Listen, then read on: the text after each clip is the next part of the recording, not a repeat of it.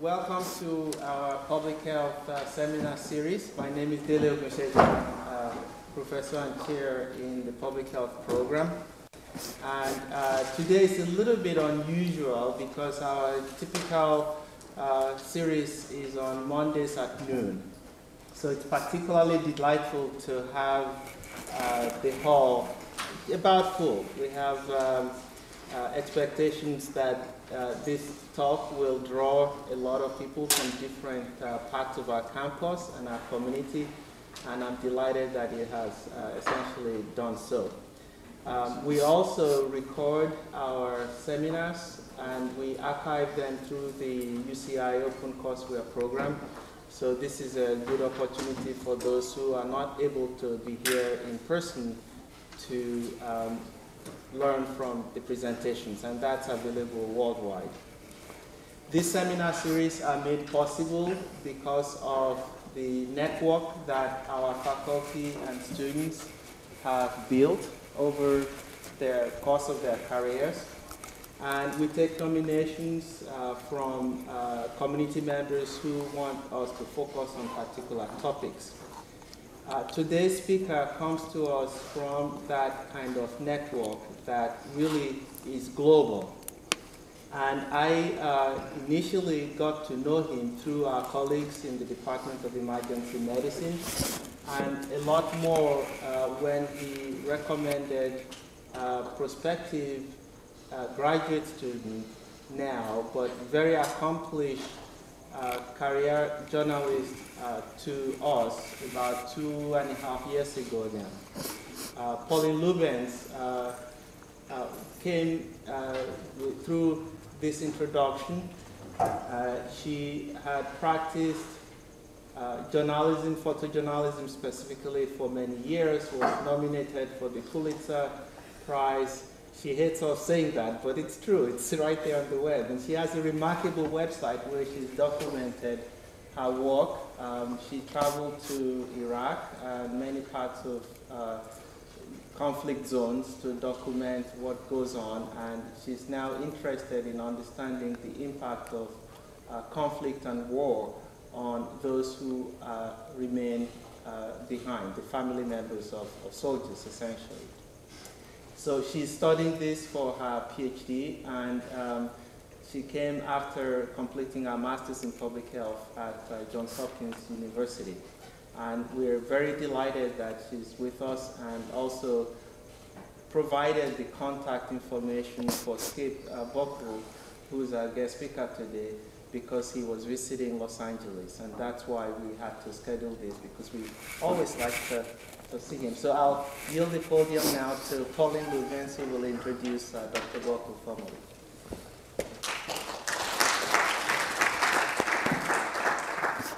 I don't know where that introduction about me came from and why that was necessary. Okay, so as you can see from the alphabet soup after Dr. Burkle's name, he holds way too many titles to even mention, but I can tell you from his biography and from personal experience that he is a top leader in the international public health and humanitarian communities. Most notably, he's a senior fellow and scientist at the Harvard Humanitarian Initiative. He's a senior associate faculty and research scientist at the Center for Refugee and Disaster Response at Johns Hopkins. He's a senior public policy scholar at the Woodrow Wilson Center for International Scholars. From 2002 to 2003, he was deputy assistant administrator for the Bureau of Global Health at the U.S. Agency for International Development, which is part of the U.S. Department of State. And his introduction could actually take longer than his talk. So over the course of his career, he's been a key consultant in complex humanitarian emergencies and disasters across the globe. He headed a global health assessment for the International Rescue Committee in the former Yugoslavia and in Central Africa, the Thai-Cambodia border, Asia, Pakistan. And in the past decade, he's held several key healthcare positions for the U.S. State Department. He has published over 200 peer-reviewed articles, abstracts, books, and book chapters, many of them in the field of disaster management and health, and has co-chaired the annual Humanitarian Action Summit at Harvard where a lot of, well, and hundreds of participants can point to him as a mentor. In fact, I'll just tell you very quickly, I found Dr. Burkle when I Googled war and public health, and the first result was he was keynote speaker at a conference about the effects of the Iraq War on public health. It was held at UCLA. So I emailed him, and you know, it's hard, you know, guys know when you email people in academics, it can take them forever to reply. He actually didn't reply to my email, he called me. And this is the kind of mentor, if you find him, he will be your mentor. And when I was at the Harvard Humanitarian Summit, there's like 500 people there who've been mentored for him, so I realized I really was not that special. Anyway, so he has great things to say. He's very inspiring. He's also a member of the National Academy of Sciences Institute of Medicine, and he lives in Hawaii, so I should probably go visit him there. Anyway, Dr. Fred Burkle. Thanks. Thanks, Deli, and thanks, Pauline. It is my pleasure to come back and to speak to you all again. Can you hear me all right from here? Okay, super. Look, I'm going to apologize right from the beginning because this is not a uplifting talk, but it is evidence-based. It's factual, okay? That's number one. I'm going to give you sort of a survey talk. Any one of the parts of this is a separate talks that I've given throughout. But to give you an idea of what really is making up global health, and you know, we've struggled with just what the definition of global health is. I think we've finally come to it, which is it's public health on a global scale. I hate to tell you, machinations of going around and around and around of what the best definition is, but I think it's one that we sort of all agree with now, and it's fairly simple. But we are in a world in which public health and public health emergencies are taking center stage. You know, about a decade ago, there were about 110,000 people who said their full-time career job is in humanitarian aid and global health. This past year was 250,000. And the number of people calling it their career is increasing about 6% a year, which is quite large. And I've written on this before, but it is true that, quite honestly, the young people, many of them in the audience today, already know that they will be spending their productive years doing something in a globalized world. All right? We were very, very much on that route before 9/11. Most of the countries really were expressing a real desire in many areas. But 9/11 sort of pushed countries back to be more nationalistic in their views and sort of set us back. But I think in the future, we'll be back on that saddle again.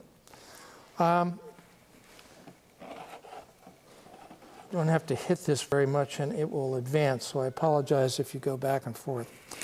But the other thing is that, you know, we used to call this international health, but people in other countries didn't like it, and I don't blame them. It sort of sounded like it was them and us, but it was the beginning of HIV, among other things, and then the amazing disasters and crises that we've had, both war and natural, a lot brought on by climate change, where everybody recognizes that we are in a globalized world, and so that really fixed us to think more and more about global health and the blurring, really, of domestic disasters, especially the large ones, and integrated into global changes and forces. But the main thing, as I said, is the ones I'm going to talk about all produce major public health emergencies. So they're different than a short-term event, disaster, that really does not necessarily affect the public health infrastructure that much. But any of them that are prolonged, certainly over time, develop public health emergencies. The trouble is we are focused very much on just the response phase.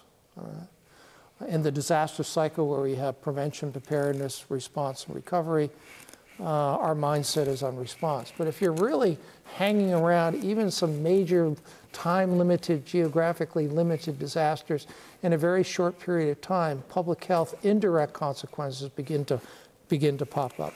Again, you know, in public health, we tend to focus on the most vulnerable populations, and indeed, besides a destroyed or compromised public health infrastructure, it affects mostly the vulnerable population of women, children, elderly, and disabled.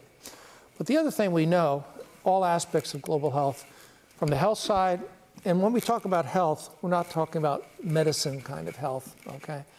We're talking about health of nations. People need to understand that, because I think when they see global health, they sort of shut it off, or we're just talking about HIV or infectious disease or things like that. No, we're really talking about health of nations. So health, however, alone cannot solve many of the medicine health problems that we have. We know that the solutions are going to be multidisciplinary. So we're really moving towards a multidisciplinary era.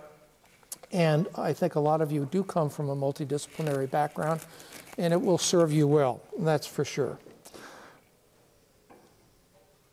I'm going to turn to something else here to advance this. Yeah.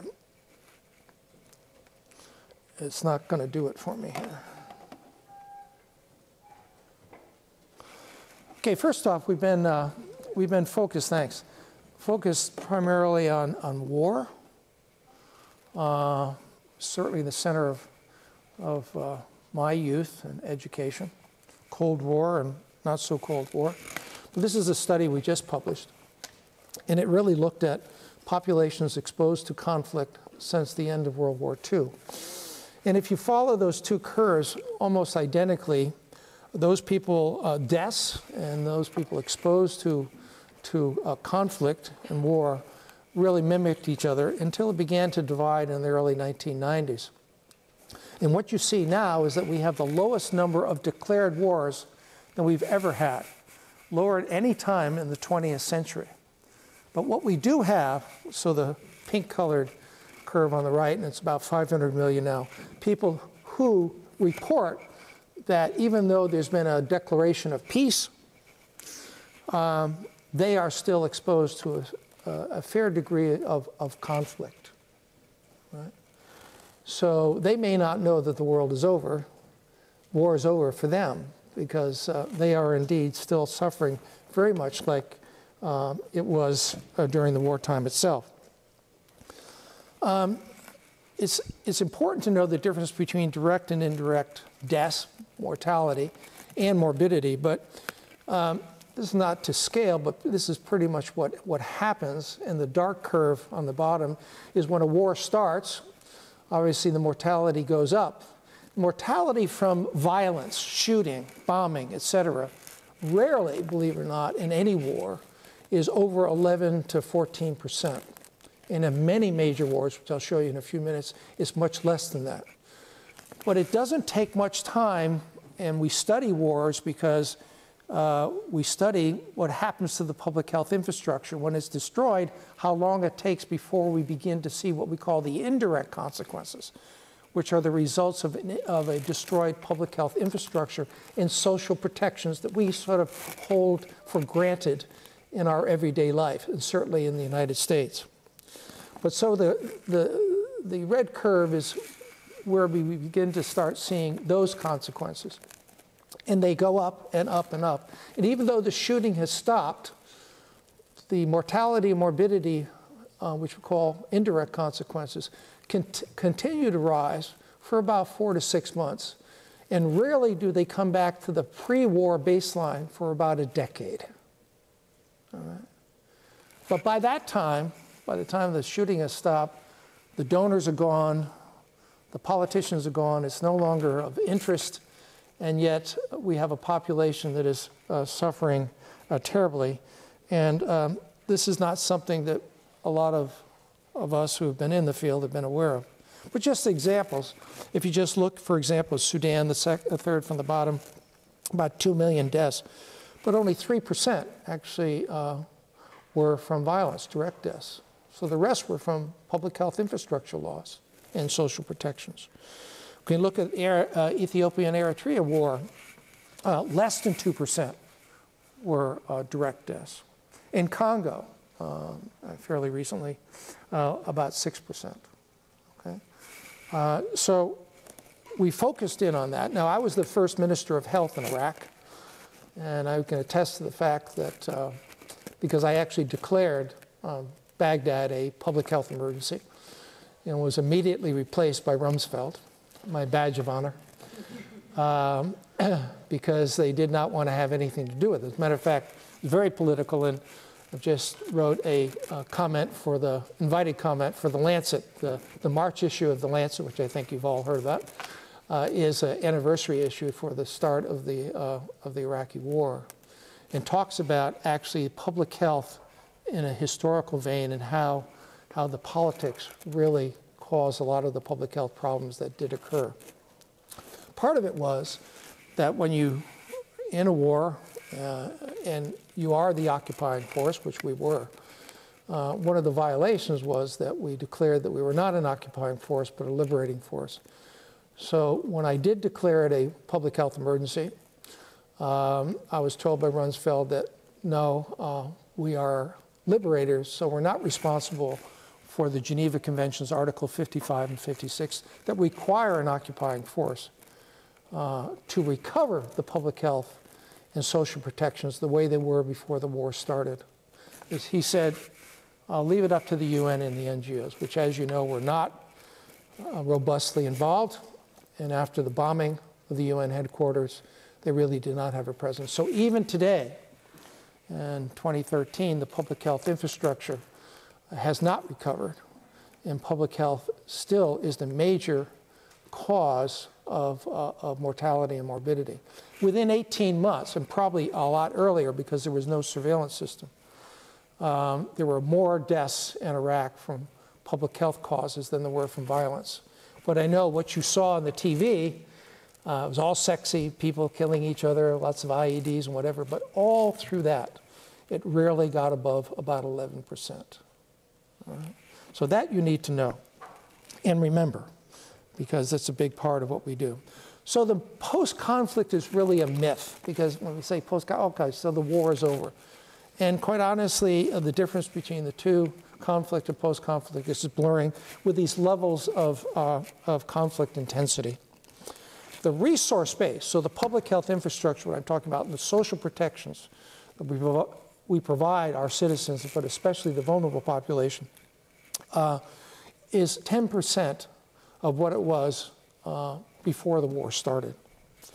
Weaponry and intimidation remains, so when there are, the international diplomats are gone and the local ethnic populations, whatever, come to sort of dispute things themselves, they show up with rocket launchers and AK-47s and everything. It's not the kind of environment that you think about in terms of negotiating peace.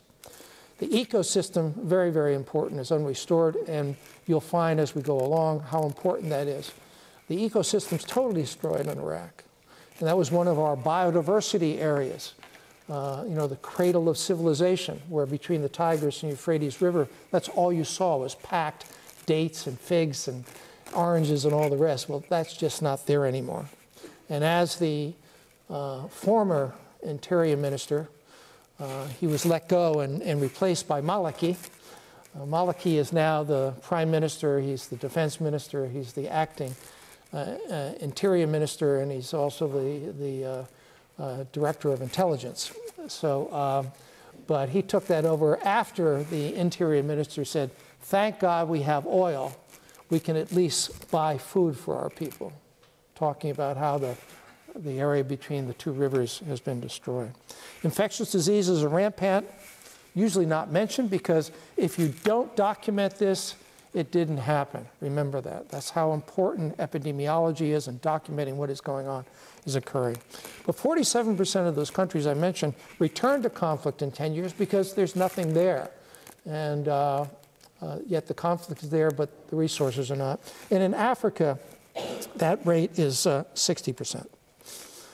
I was asked to write this up for the Lancet when unconventional or asymmetrical warfare became more common, but asymmetrical and these kinds of unconventional warfare, so it's not declared cross-border wars, so include insurgencies, terrorist networks, internal wars, international organized crime, which you'll find is actually predominant, and illicit asymmetrical warfare is conflict between agents like Al-Qaeda and different military powers or tactics, so much different than our conventional, what we do in our conventional warfare with our own armies. So what's happened, and they were not aware of this, either in Iraq or in Afghanistan, but not aware of this until the surge happened, even though the non-governmental organizations, the humanitarian groups, were actually telling our government, look, you have to go and protect the villages, protect the different population centers in Baghdad and in other cities. So although McCain says, the surge was my idea, many of us told the government why this was needed way before McCain said, let's do it this way. So we were focusing on unconventional warfare, and that was it.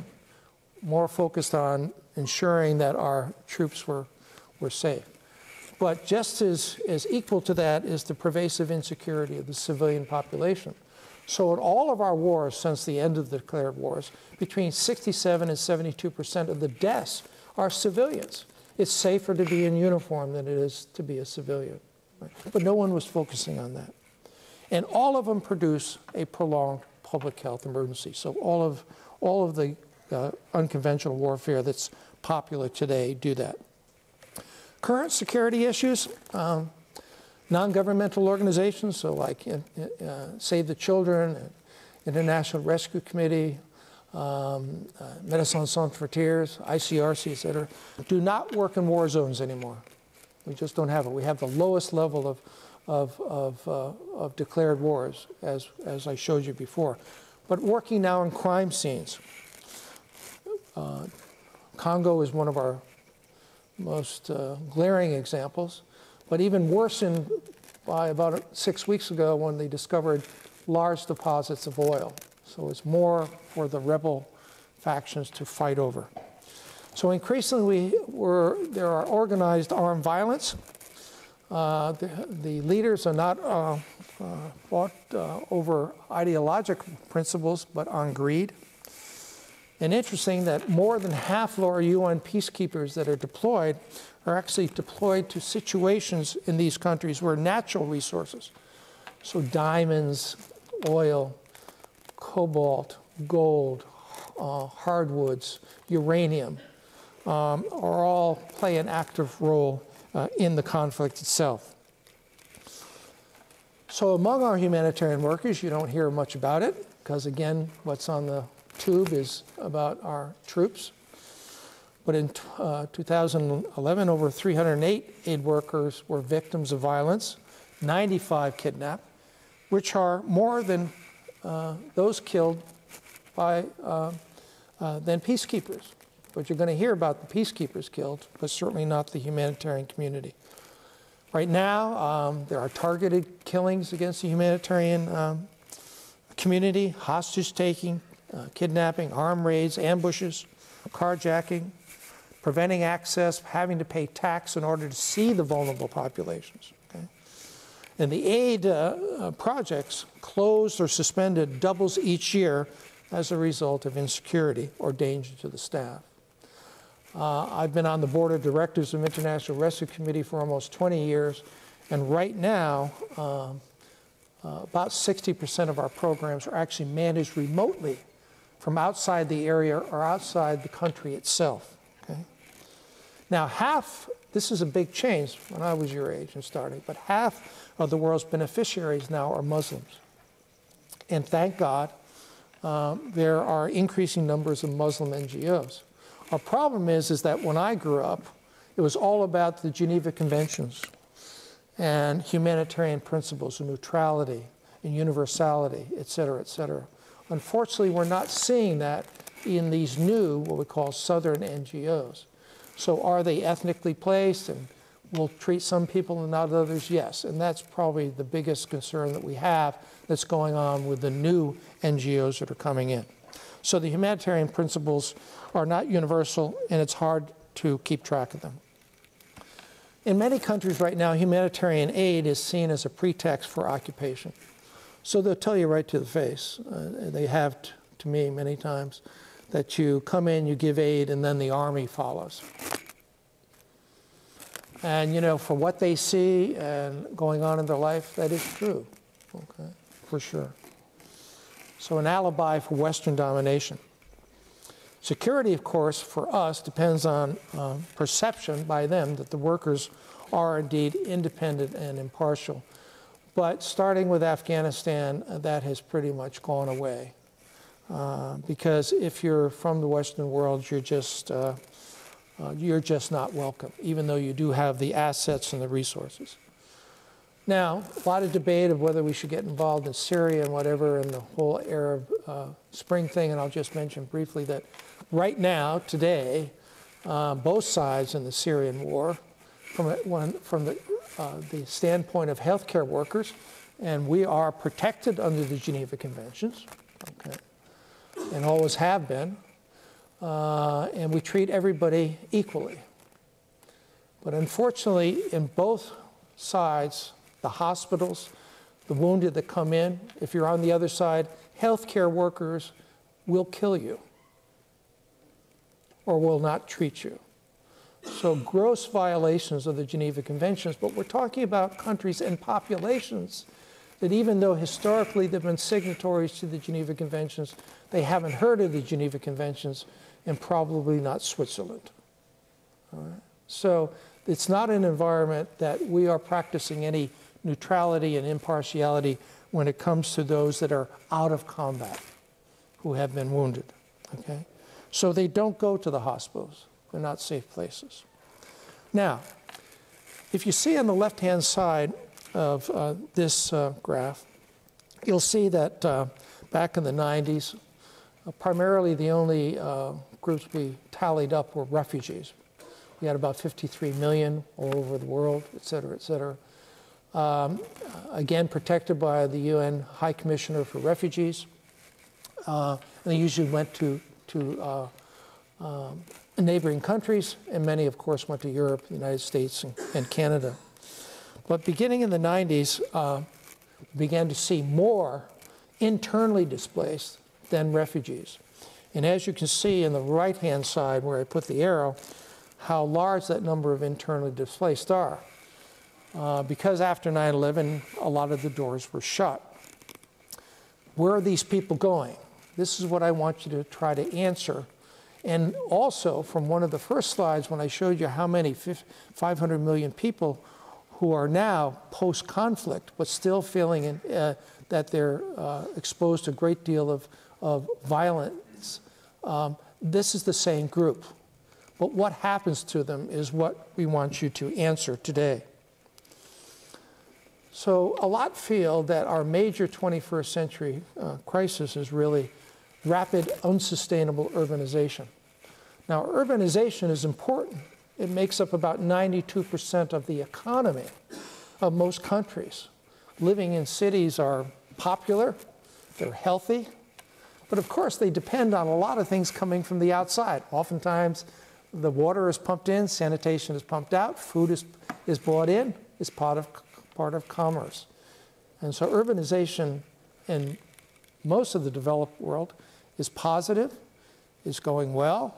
I will tell you, however, that New York City, which had 10 million people in 1959, was the largest city in the world. I wish we had that now. Quite honestly, is at the brink. It cannot handle any more infrastructure loss. So water, sanitation, food, things like that, it's hit a wall. It's at the tipping point. So rapid, unsustainable urbanization is when the population exceeds the ability of the public health infrastructure to handle water, sanitation, food, energy, shelter, and health care of that population. It becomes a totally different animal. But where do these people come from? Well, they come from the post-conflict populations that you already heard. They're entering there from climate change and biodiversity crises migration because people can't grow crops or live there anymore. They come from failing rural economies and just the human insecurity that women especially, and this made up an early and large group, that, for example, in Lagos, if you looked at, say, well, who are these people that are entering Lagos in Nigeria? Well, a lot of people were coming in, but the majority of them were women who were single or widowed with 3 to 5 children, have undergone multiple rapes in the rural environment and coming there for security for themselves and the children and hoping they would get a job. And unfortunately, that didn't happen very often.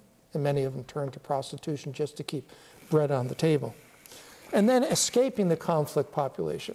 Well, the largest growing urbanized area right now in the world is Kabul, Afghanistan. Now, Afghanistan was 98% agricultural. It is no longer an agricultural country. It is an urbanized country. Okay. We don't have any data on it, and people go to other people's land. They must pay rent for it. They have to pay in order to use the toilets. And they're just shanty places that they put up. And then when they have to move, they bring that with them, corrugated metal and plastics, to some other place. So that's the existence that we've seen. But we don't have a lot of data on the urbanized population. Now, this is Mumbai. So you can see the very, very rich and elite. And then one of the largest populations of squatters that we have in the world. Now, we do not start counting densities of populations until they get to about 2,000 people per square kilometer. Mumbai, the average is 30,000 people per square kilometer. But there are areas in Mumbai that are 1 million people per square kilometer. And there are at least 300 new families moving into Mumbai every single day. But again, we don't know who they are. It's been unyielding in terms of getting documentation. Now, in the developed world, 6% of the population are squatters or are homeless people. In the developing world, up to 78% are squatters. Despite that, they have no political voice. And Africa, because of 3 decades of war, nobody took the weapons away. We took the weapons away after World War II, but not there. So these new cities, urban centers, the biggest industry in Africa is weapons trade. It is a very violent place. It's terribly corrupted. The police are corrupted. There's predatory gangs. It's a horrible place to live, but it's very violence prone. Versus, and you have to go to each continent to figure out the characteristics of each urban center. But in Asia, which had a fairly good economy base to begin with, but what people are moving there to is those disaster-prone areas on the coastline and whatever that none of the people in the city would ever go to because they knew it was disaster-prone. Okay? And in China, for example, when the fiscal crisis occurred, in one day, 29 million young adult males became unemployed. Where did they come from? They came from the rural areas. But the rural communities where their families were said, don't come back, because if you come back and you're educated, you'll take the jobs of the people that are there. So they've been part of that unemployed population since that time. So unsustainable rapid urbanization, right now, if I had given you a little test beforehand and I asked you, well, where do we have the highest mortality and morbidity rates? And number 1 was rural Africa. Yeah, that's what you always heard about. So you circle that. At least I know that one's correct. No, it's not correct. Right now, it's these areas of rapid urbanization. So we have the highest underage 5 mortality rates, the highest infant mortality rates, the highest maternal mortality rates, in the few areas that we do have demographics. Okay. These are sovereign countries, so going in to try to get data, the doors are shut. All right. Urban slums then have over 1 billion people who have no political voice. How many of you ever heard of the sphere standards? The sphere standards, the minimum standards for setting up refugee camps. So, it's 1 latrine for every 20 people. It's within 50 meters of where you live. Everybody in the tents is about 3.25 meters of space around them so there's no transmission of infectious diseases. You lead at least 6 feet, et cetera, and we lose. That's our Bible. But applying them to these urbanized situations, no way. In Mumbai, 1 latrine per, actually it's now up to 300 people. You have to pay a fee, and you need to walk about 10 minutes to get there. Women don't go to the toilet at night because in every situation it causes a rape epidemic. Our usual NGOs, some of the ones I mentioned, you approach it, what are we doing in these centers? They say, wait a second, it's just too big for us, too big for us. Don't think that the NGOs are that robust. When Haiti happened and then soon after Pakistan happened, all of the tents in the NGO community internationally were gone. Where do you start with something big like this in an urbanized center, okay? But it's increasing now, becoming a focus of conflict. A lot of conflict, a lot of killings happen. But you know what? We've been locked into what I started with at the beginning, and that's war. War actually is defined, has been defined, when there's occurred over 1,000 people being killed every single year. It's been in our culture for decades. Well, a lot of these places have less than 1,000 people. But if you stack them all up happening around the world, we've got a worldwide war going on that's very, very large. Over 300,000 people have already died from climate change. And that's just the direct effects. Or the indirect effects, okay? When Katrina happened, you know how many people died during that. But then, the whole public health system was ruined. They never had enough money to have anything electronically. So they kept all their epidemiologic data on paper. With the floodings, all the paper turned into pulp. They did not even have a baseline of what the population was in New Orleans. But they had 3 people who were epidemiologists, public health physicians, and 1 died of a heart attack, 1 committed suicide, and the 3rd one, because of those of you who know a little bit about New Orleans, the Times-Picayune paper that just went under, but it's one of our oldest ones in the country, remained electronically online for the people. But what they were seeing, the people left in New Orleans were seeing an increased number of obituaries. So they reported to the public health system, what was left of it, what's happening? Why, how come all these people are dying? And they were dying within New Orleans, not the ones that migrated out north and to Texas and to California. So we were asked at Harvard to go in and do an epidemiologic survey. And what we found a year after the end of Katrina, at that point in time, the excess mortality, so the number of people dying above the normal for that time of year in the population, was increased by 49%. Suicides, psychiatrists gone, psychologists are gone, healthcare system, charity, hospital went down. A lot of people just, there was nothing to do, no place to go, and they just died. But nobody was keeping track. Sanitation, as I said, is ignored. Infectious disease is more prevalent. And density, however, is more important than population numbers, okay? So if you look at the orange areas and when it becomes dense, and you see the northern part of India, Tibetan Plateau, Southeast Asia, but also, you can't see it very well, but like in Port-au-Prince, in Haiti, it's very, very dense. Now, when we think about population, anybody know the population of Port-au-Prince in Haiti? Any guess? Well, it's been judged anywhere between 1.5 to 2.5 million.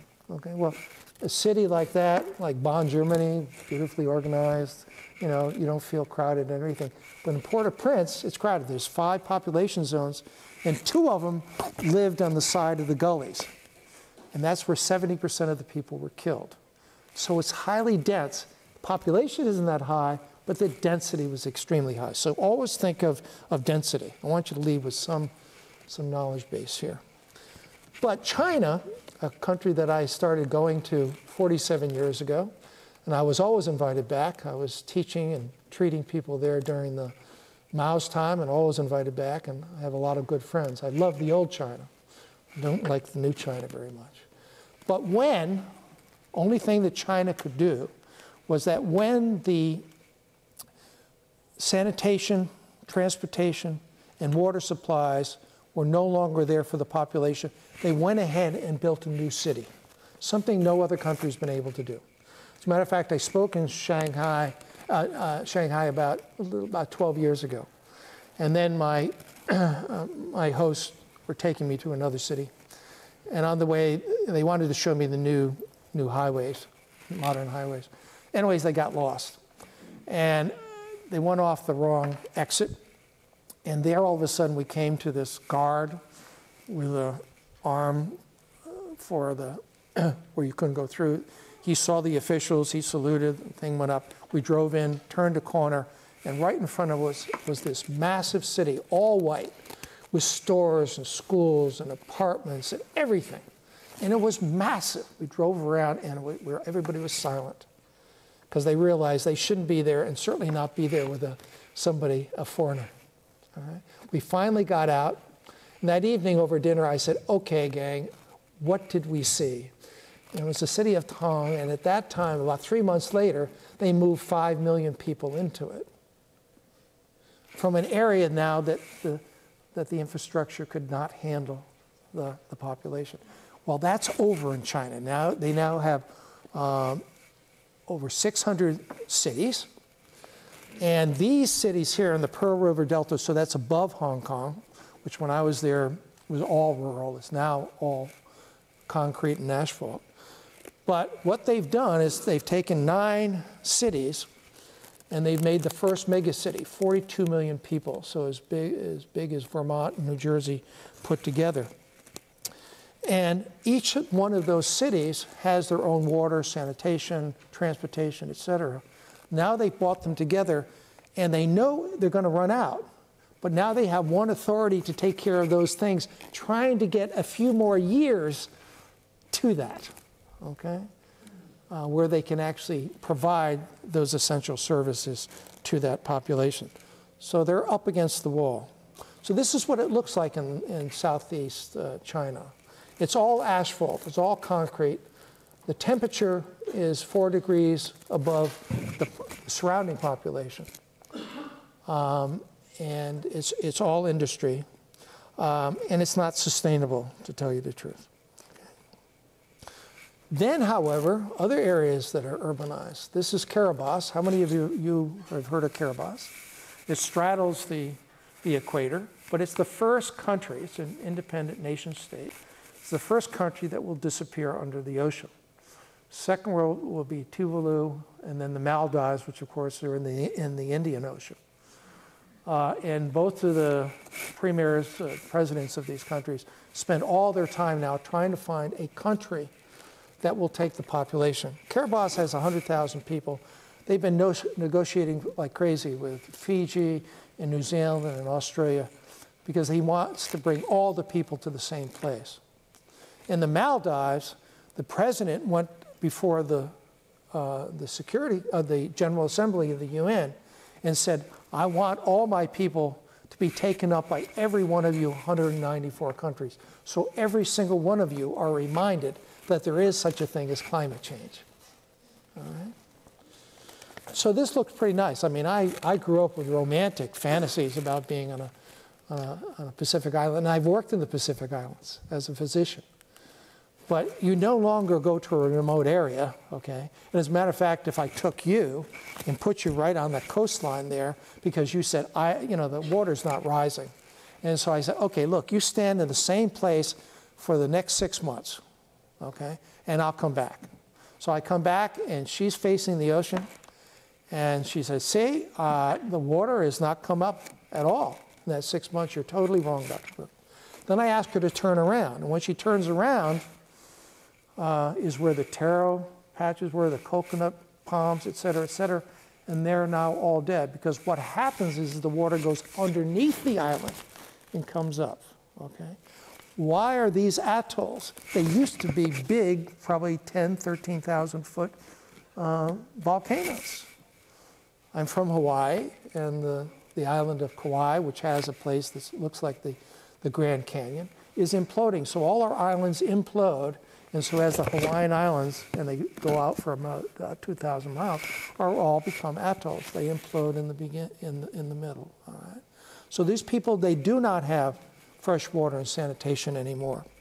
So the infant mortality rates have soared to twice that of any Southeast Asian country. All right.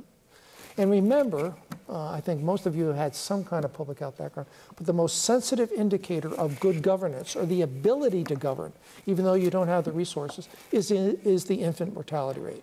Don't forget that. Everybody, non-healthcare organizations, economists, et cetera, use healthcare indicators to judge whether they're doing well or not. As a matter of fact, The Economist, I don't know how many of you know that journal, The Economist, you can get out. Well, about 10 years ago, they had an article there, I looked at it, and it was an article about The Economist developing an indicator for urban decay. And guess what they came up with? Now, economists are like, you know, epidemiologists, but sort of horizontally. But they decided, after looking at many, many things, that the most sensitive indicator for them on urban decay was dengue fever. Because what they found out is when governments were doing poorly urban-wise, the first thing they did was stop picking up the trash. So the styrofoam cups, the tin cans, and everything just sat there, filled up with water, and that's where the Anopheles mosquito propagates, and so the dengue rate was going up. It's the most sensitive indicator for them.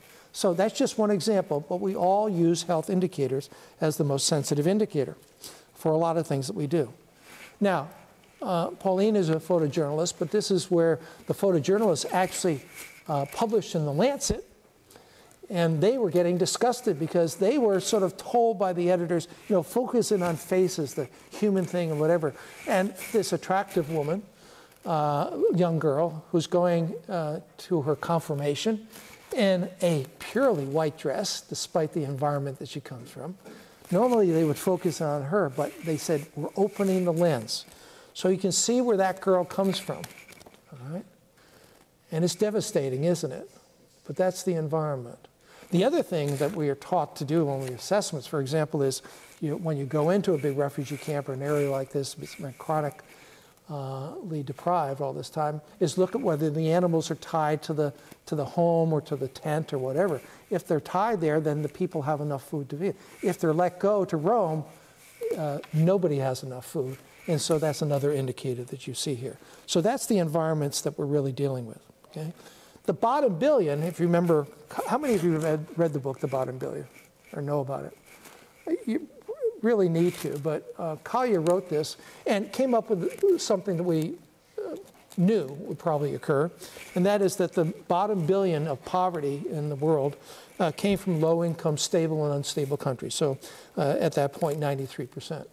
And then Andrew Sumner came in, and with a new population base in 2007, 2008, found that no, the bottom billion is no longer living in those low-income, fragile countries, but are actually in the middle-income, stable ones, India, China, Indonesia, and the less stable, Pakistan and Nigeria. So this is where we have the biggest gap between the have and the have-nots. So we have the highest number of billionaires in China, but we also have the highest number of people below in the worst poverty level. And that's important for MDGs and everything else that we talk about. Biodiversity areas, that's where it's the biological oxygen of the world. It's where we have enough vascular plants and vertebrates that quite honestly, that replenish agricultural areas and other areas, watersheds in the world. So the systems provide our food, fresh water, balanced species of bacteria, viruses, etc., raw materials and fuel, regulate climate and air quality, and maintain social fertility and pollinate crops. Well, biodiversity hotspots, those areas in which 70% of those things have been lost, okay? And the big thing is, because they provide a balance for infectious diseases for us, if the balance is gone, that's where our emerging diseases are also coming from, all right? We also produce man-made biodiversity hotspots, and the majority of those are actually in China, and that's where most of our emerging and re-emerging diseases are coming from. The other thing is that 80% of major conflicts have occurred in 23 of the only 34 of the most biologically diverse areas in the world. They must be recovered immediately after war or immediately after major disaster. So believe it or not, if you're looking for a job, you can become a warfare ecologist. They go in and they try to recover the biodiversity area of these countries. Now, I hope you can see this, but you can certainly see the outline of the continents. What you'll see, and that's in the light gray, a little bit, the next shade of gray are actually where the biodiversity areas are. And if you look at that, our only biodiversity area is in Southern California from Sacramento on down. If you look over to number 34 on your right side, the whole country of New Zealand is a biodiverse area. So when you fly into Auckland, from the airport to Auckland itself, it is totally green all over the place. It's also Japan and other countries in Asia are buying up all of New Zealand because everything grows there still, okay? But the black spots are where major conflicts have occurred, and the major conflicts have occurred in the most biodiverse areas because that's where the conflict is over and will increasingly be over water, food, and energy. And this, of course, is Iraq, but between the Tigris and the Euphrates River, as I told you about, and where it comes down is where the cradle of civilization is. But also, besides what I told you, that they just don't have enough now fertile land and water. It's also been catalyzed by the fact that both Syria and Turkey have put up dams. So right now, the Tigris and Euphrates River are down to trickles, all right? And I hope they hold on to their oil because they're going to have to buy an awful lot of resources outside. But since 2003, their country has changed tremendously. Climate change, just so you can hand yourself in a cocktail party, think of all of these particular environmental indicators. There's 7 of them. So climate change, biodiversity, global cycles of nitrogen and phosphorus. Just remember that nitrogen can be renewed, but phosphorus cannot. We are depleting our world supply by about 2% every single year. But there's one country that no country in the world is going to alienate, and that's Morocco, because Morocco has 52% of the world's phosphorus. But it is also the reason why there are businesses that are planning, engineering-wise and everything else, to go and capture what's on the asteroids, because they are just filled with phosphorus and other rare earth metals, okay? And their plans, futuristically, is that's where we will get all of these required problem areas when we run out of them. Freshwater availability and use, we'll talk a little bit. But ocean acidification, certainly the reefs are gone in the South Pacific. pH levels gone up off Oregon and whatever, but it's not worldwide yet. Ozone depletion, you don't have to tell that to people in Australia, and we'll talk about that. And then the land use change that I told you, where essentially it's just been covered with asphalt and in concrete. So it's just not breathing, to tell you the truth. The composite health issues are, urban heat islands. So 54,000 people died from heat caused problems, primarily related to climate change last year. Air and water pollution, vector and marine-borne diseases, threatened food supply, weather disasters, sea level rise, and ozone depletion. All of those are in the composites. So Australia is our most affected developed country, and you have to study it. You probably read just a month ago that they had the highest recorded temperatures ever in the history of Australia. That is actually a picture of the Opera House, not touched up, but they had a super dust storm that covered it. And all, of course, the people in the rural, the agricultural areas are on the coastline. But it is the most vulnerable because it sits directly under the largest ozone hole in the entire world, okay? So half of the Great Barrier Reef is gone.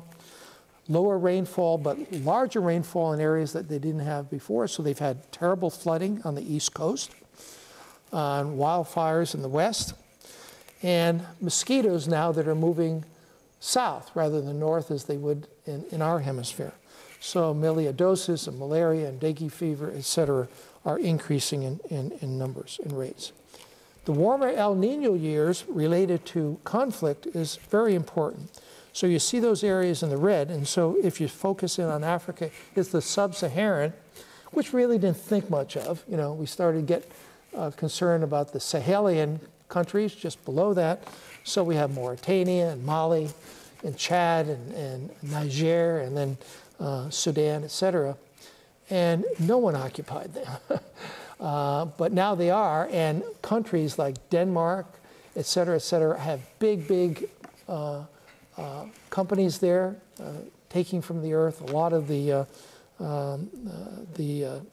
treasures that are below the surface of that country. But it's now become conflict. The other thing is, remember, the Mali tribes were friendly with Gaddafi, and so they moved there. They got a lot of weapons from Gaddafi, and with Gaddafi dying, they moved south. And you know what's been happening in Timbuktu and in other areas and Mali frequently. But the point is the conflict that's there is primarily related to a limited amount of agricultural products that everybody has to share. So this is where food is really the problem for conflict. Weather-related disasters, the numbers are going up, but the important thing to know is that large earthquakes were found to occur 4 years after a lot of flooding, where there was a lot of erosion of soil. And University of Miami, NOAA, and others have found that what has happened with landslides and the erosion, that surface load that had built up over centuries is now gone, and that actually was a template, a lid on the fault lines below. So about 4 years, sometimes earlier, sometimes later, we have major earthquakes, and that's the reason. So fracking has increased tremendously in the middle part of the United States. Granted, the earthquakes are in the 2.0 to 3-point level, but that's a historically very bad earthquake zone to begin with, okay? Emergencies of scarcity, this is about, you know, we used to define the public health of a city, a state, or a nation state based on public health infrastructure, social protections, but no longer. As we get into a global world, they're really being judged on their ability to have energy, water, and food. So there's a lot of land grabbing on other countries that have the money to go in and use those resources or buy the land. And so this resource competition has become very aggressive, and this is what we call distributional conflicts, because they haven't met the criteria of 1,000 deaths per year to say that it is war, but they're happening all over the place. The UN 2011 report, 40% of the world's population will be without adequate water by 2030. The first country that will be gone with water within 4 years is Yemen, and you know that's a conflict. Afghanistan, believe it or not, will be next, and several of the other Middle Eastern countries. Afghanistan was never progressive enough, developed enough to deal with the water that was coming down through Uzbekistan and others, which quite honestly goes to Pakistan and to Iran. But if the Afghanis can get their act together and they realize, God, we have to have enough food for the people, they will build the watersheds. They will build the dams, and guess what? Less water to Iran and Pakistan, and that will be, you know, they're friendly with them now, but that will be a focus of conflict in the not too distant future. This is important, this is in nature, but what you see on the bottom is our aquifers. So underneath the ground, deep down, that supply the groundwater. And you can see on the left, the red areas, which is in, quite honestly, southern part of the United States and western Mexico, where, quite honestly, they're using the groundwater 2 to 3 times over what the aquifers can provide. You can see that also in the Middle East and also in Southeast Asia. Okay? So the places in the future, we already know, the BRIC countries, but certainly Brazil, Russia, they have enough aquifers and enough groundwater, but they don't necessarily have the development. So we are indeed running out of the ability to replenish our groundwater. So had Romney gotten in, this is no exaggeration, I mean, it was in the news, but right away they had planned, which was the largest planned investment from Wall Street, and that was to privatize water. Please think of not only the human rights, but the public health ramifications of privatizing water. Okay? Who takes a shower, who doesn't, whether you have the money to buy it, I guess. Okay? But that's what your generation certainly is going to be faced with. Land grabbing, this is going on like crazy. There are a lot of examples. What I want to give you a very important example, and that was Madagascar. So about 2.5 years long, there were negotiations between South Korea, which has as their staple corn, who needed arable land and water, were negotiating with Madagascar for half of the arable land, which was all forest. And yes, because I want you to relate all the slides that I've given you, was a universal global biodiverse area, not cut down, okay?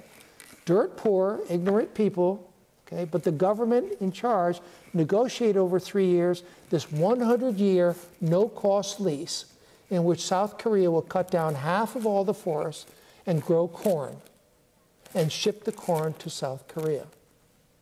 All right? It happened.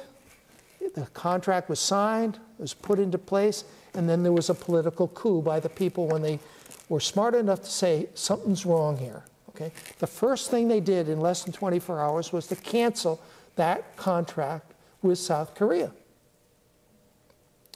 And the comment there from the South Koreans, we want to plant corn there, meaning Madagascar, to ensure our food security. Food can be a weapon in this world. So the first time they admitted, but rather prophetic, isn't it, that they knew already, without the food, food will be a weapon, and it is. But the thing that they didn't know in Madagascar when they signed the contract was that they also allowed in the contract that South Korea would have access and ownership of what was underneath the ground, the earth. So what South Korea did was built, I think, 5 or 6 massive, massive ships, all stainless steel, and to go in once it was ready and drill down and take out the water, which is equal to 1.5 times the amount of water held back by the Hoover Dam. So they were planning to bring the corn, but also the fresh water to South Korea. Okay? So this is where we are. We're not thinking globally, are we? We're thinking the countries that have the money and the political power are buying this up. But these kinds of initiatives are nation-state based. They're competitive and they're government-centric, and we're not doing anything that is globally centric. And that's the danger.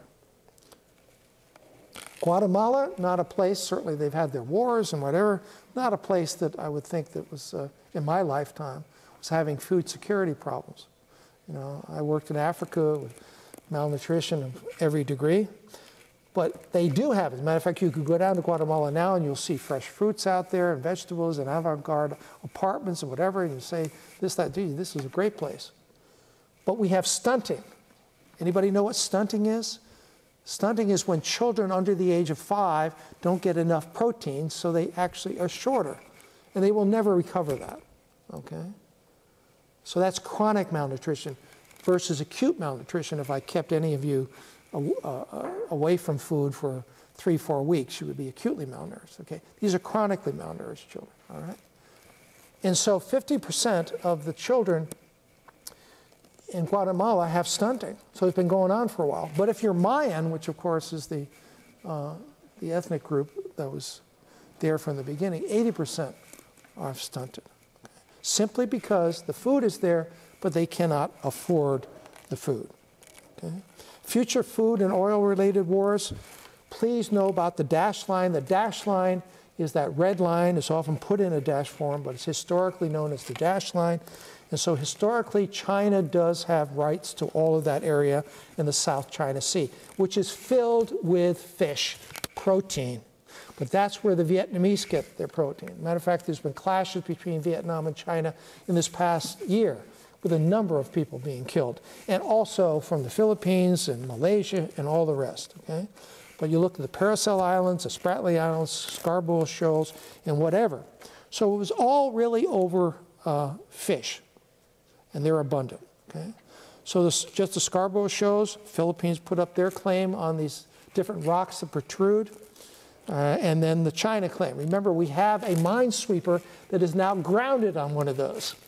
Okay? Now all of a sudden everybody is getting interested. And 2 days ago there was a conflict between a Chinese ship and a Japanese ship over this particular area. So it is increasing a level of conflict. But now all of a sudden, so the gray areas are where the oil is. But everybody knew it was there. But it is so darn deep that everybody said, well, it's not accessible. There's no way we can get it. So no one focused on that. But guess what? The technology that allowed the drilling in the Gulf of Mexico is now here.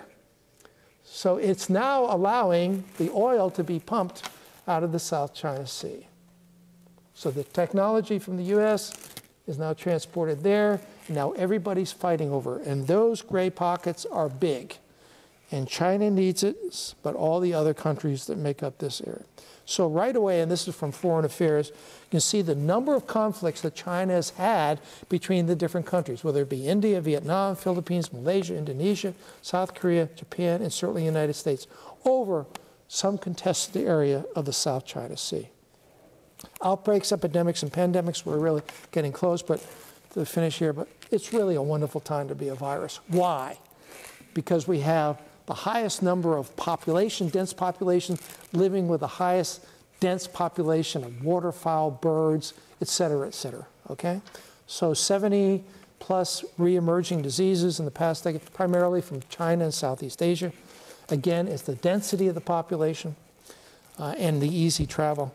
But with the warming of the oceans, the UN did a 100 research study, different research studies, but 100 of them, to show that the water was warming up, and warming up enough that off Scandinavia, the Vibrio species, for which cholera is one of the Vibrio species, is now off the Scandinavian coast. All right? And indeed, the proliferation of cholera is increasing tremendously, and this is the worst cholera epidemic that we had just this past year was in Sierra Leone, but it has nothing to do with the oceans, does it? It has to do with just the damn living conditions. So you would expect cholera to be in that area. Also, whether it's the pandemic or other infectious diseases, you need to know a big area of public health is the fact that infectious diseases, bacteria, viruses, microbes, are not in the vocabulary of these countries. Now, this is a bubonic plague patient that I treated in Vietnam in 1968, but they put pasty stuff around the bubo and the groin, and then pasty stuff on the umbilicus with Chinese writings, and onion flakes in the hair for fever. But could I explain to this mother who was standing there that this is a bacteria? I mean, we have enough trouble doing that in our own United States. But for her, if the child was ill, he had evil spirits, but well, had good spirits. Okay? Now, I had to take a picture of this. I took a picture, the flash went off, and the kid had a grand mal convulsion. 50% of my children with plague had grand mal convulsions. It just happened at the time. So she didn't know what this device was, a camera, and that I was actually putting an evil spirit, because convulsion means that's the evil spirit that's in there. So she picked this kid up and brought him out. It took us days to get this child back and save his life. But she didn't want me to have anything to do with the child. Of course, I was the only one that was treating plague. You have to be very sensitive. But you can go not far from here, but Long Beach has the largest Hmong population in the United States. There's nothing in their vocabulary that has anything to do with infectious diseases. Okay? Spoke to the American Red Cross about it. How do you explain this when there is a, quote, silent disaster and it's an infectious one? How do you educate them? It's not the CDC kinds of things that are going to be at the internet. It has a lot to do with what I've just talked about, and we could talk about that just separately. Now in China, when I started working in China, it was 47 years ago, but 83% of the population had malnutrition and poverty together. And in the shortest period of time of any country, they've come down to actually a poverty rate that's less than the United States. And as I said, the malnutrition rate is just in those areas where the bottom billion are. But this has all been done through industrialization. Now, they see this as a tremendous success. So when they go to Africa and other countries, they are bringing industrialization. For them, that's their foreign policy. Please understand this. So I know some of you are interested in foreign policy. That's the foreign policy of China. And if we look here, all the coal burning and India coming up, butting against the Tibetan Plateau, the prevailing winds from that and then Southeast Asia brings it over to that one flat spot, the Chengdu Plain, which is the 4th largest agricultural industrial area in China. And this is what it looks like. So that's the Tibetan Plateau. You can see the white. This is like an X-ray, so it's reversed. It's actually black, black, black, okay? So you can see the coal burning, black coal, which is the worst for pollution and disease, from India. But it doesn't stay in India. It goes then, as it hits the Tibetan Plateau, over to Chengdu. And then you can see the pollution that is over China in general, okay? So China has the highest deaths, 657,000 deaths last year just from air and water pollution. Now, this is Tiananmen Square. How many of you have been to Tiananmen Square? You know, okay? Well, I don't know why this guy's flying a kite, because if it goes up 30 feet, he's not going to see it. But that's Tiananmen Square, okay? And that degree of pollution was considered acceptable. But they have a different level of quality in mainland China versus Hong Kong, as you know, because of political and business reasons, okay? This is obviously one of the worst, and as you know, it is the worst, and it's getting worse in China. So, again, major rise in disease among elderly in China. Water scarcity in 2/3 of the 600 cities I mentioned. But when they were building these cities, somebody forgot to build sewage plants.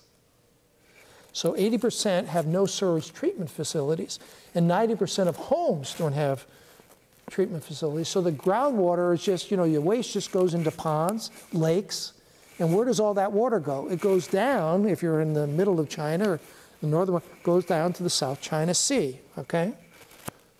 All of the chemicals, all the fertilizers actually kill the normal microbes. So remember, when you take a shower, you take a bath, and you drink water, there are microbes in it, but there are microbes that the human being is in a symbiotic relationship with. But all I'd have to do is put something in that water and get rid of it, and one of the other ones that wasn't being killed by that fertilizer or chemical would become dominant. And you see, my golly, the water is changing color. What's in there? It's usually an algae or fungus, all right? And that's what's happened, okay? So it changes it, and you'll see some examples now of how the water changes. But the food security situation is also unsustainable. And China has absolutely no choice but to move south. They don't have enough. Remember, that's why they were building the dam in Myanmar. It was just stopped. But Myanmar's got agricultural land, water, etc. Certainly Vietnam, Thailand, Cambodia, all of those places. They've dammed the Mekong River, and you can actually walk across the Mekong River between Thailand and Laos when they run up their dams. So they must move south, ergo conflict. So this is a lake in Yunnan province, right near a lead plant. They have the highest level of lead poisoning now in the world. There's sulfates, arsenic, fluorides, all in all levels of water. So guess what? Since this is all put in where it's more greater concentration, does it get to Shanghai and to Beijing? Yes, but high concentrations rurally. So the most common cause of death in the rural population is gastrointestinal cancer, esophageal cancer, stomach cancer, bowel cancer, because of these toxins, all right? And then, because everything else is killed off, but the algae that's on your body, quite honestly, if you use 5-hex soap and you scrub yourself like crazy, all of a sudden you get a rash. And it's a fungal rash because the fungus 5-hex does. 5-hex says, doesn't kill it. So the fungus will take over. Okay?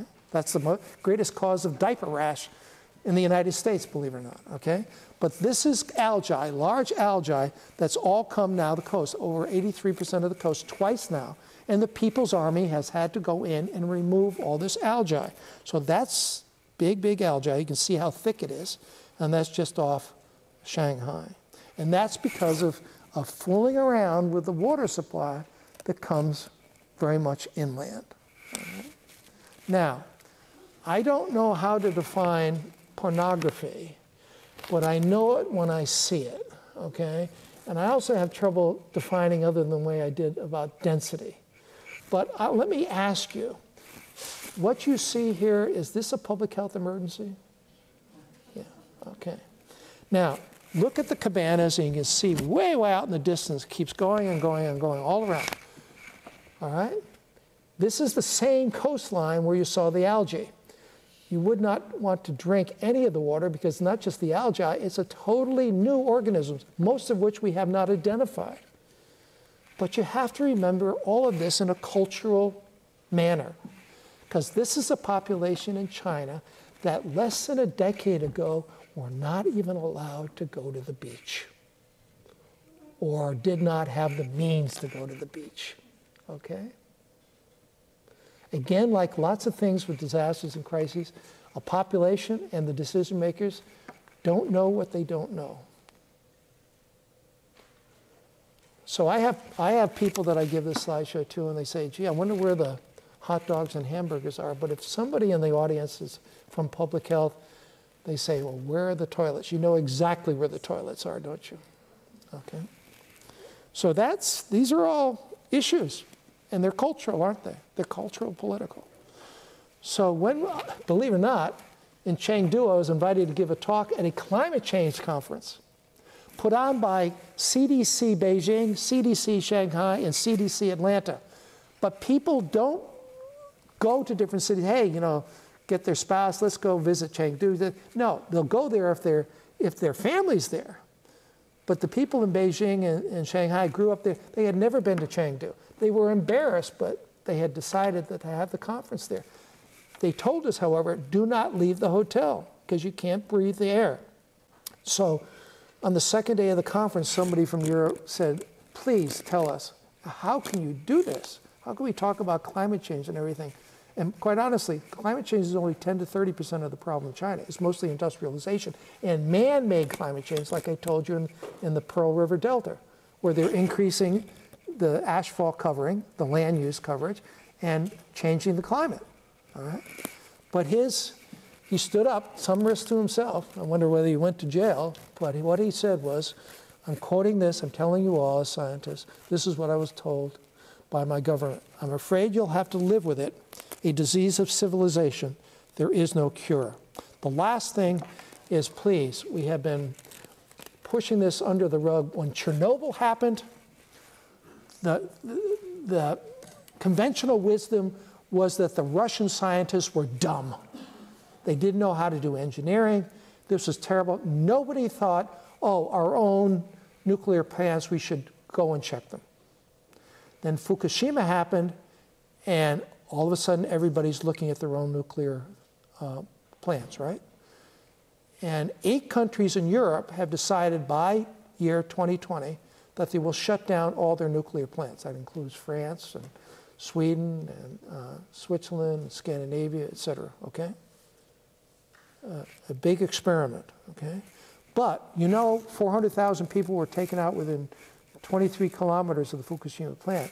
But look at the number of 211 plants we have worldwide. 21 of them have at least 1 million people within 75 kilometers. Right? Accidents, however, are not because of the age of the plant. Chernobyl was not old, and the same Chernobyl plants have been continually used in Russia. 3 Mile Island was not old, and the plant in France was not old. This plant in Fukushima was going to shut down in 2 weeks, but had there just been the earthquake, probably would have survived. But with a combination, and that reactor 4 is still sticking up in the air, it has not been dealt with because of political reasons, and it's just as risky to produce a meltdown as it did the very first day, and they're not addressing it, okay? But when something happens, it's because of lack of training, quality maintenance, competence of the operators, workforce complacency, and lack of regulatory oversight, not age. It is one of the most boring jobs ever. And yet we need 26,000 new nuclear workers in the United States alone. But it's boring, okay? The challenge to public health and emergency medical systems is anybody doing, since Fukushima, talking about mass evacuations? No. Too sensitive. No, can't talk about it. Okay. Triage protocols we discussed in the Institute of Medicine, and they just use the military model with trauma. It has absolutely no relationship to radiation diseases, okay? Palliative care for thousands of people, mass sheltering, and just the collection and storage of peripheral blood for stem cells. So if any workers and other people get irradiated, at least we could possibly do a bone marrow transplant. We know about our models are still come from Hiroshima and Nagasaki, which within so many years they would have leukemias, and then as the people got older, they had hard tumors, cancers, okay? But we have absolutely no idea what the continually smoldering low-level radiation is going to do to the human body, okay? So that is where we are. It's a major public health problem, but denial is the word. Nobody's taking care of it. And this is where, in the center part of the United States, the dark areas are where the flooding is. Remember I told you about the erosion? The red areas are where we have the nuclear plants, okay? So it's very, very risky. And this is Fort Calhoun in Nebraska, which, so this was after Fukushima, but again, kept quiet. It came within an inch of a meltdown. And I'm sure none of you, unless you're in the field, ever heard about it. But within an inch of a meltdown, okay? So our conclusion, humanitarian assistance has moved from rural to urban areas. Largest disparity now between the have and the have-nots since Alma Ata. Humanitarian community is not, and public health is not prepared to protect the urban public health system, infrastructure, and system.